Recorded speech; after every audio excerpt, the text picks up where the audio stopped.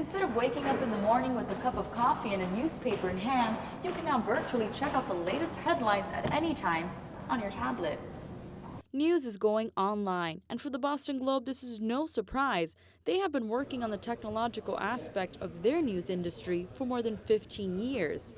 And their latest innovation involves the Globe's Media Lab, which blossomed from a dwindling newspaper component, the classified section. Been there for quite a while, and there had been, I think, at one time, 100, 200 people in there taking calls for classified sales.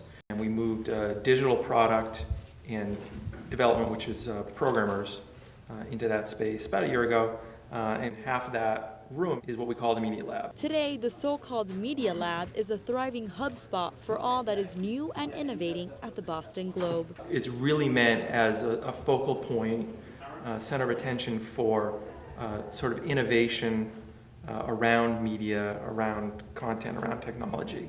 And their innovations include a wide range of projects with pretty interesting names like Snap and Vine. So behind me is what we call Snap, and it's a visualization of all the Instagram photos that are being taken in the city of Boston in real time. Big wall here in the lab, we're showing every single tweet that comes out of our newsroom. The idea is to take that kind of those multiple streams and turn them into one ambient passive experience. The Media Lab under Chris is really a new sort of animal. That's a brand new structure, what Chris is running over there.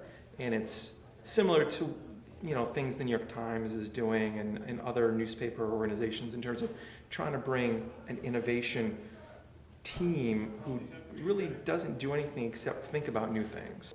Aside from the latest projects, the Boston Globe goes back to the 90s and joining 60 other North American newspapers with sites on the internet. They launched Boston.com in 1995. In 2010 or thereabouts, towards the end of 2010, Boston Globe essentially realized that we had an opportunity. Again, we came to the realization we have this brand, the Globe, that we can take advantage of, right? Mm-hmm. So we can experiment. Let's see what we can do with that. 2 years ago, the Boston Globe launched their full subscription website, bostonglobe.com.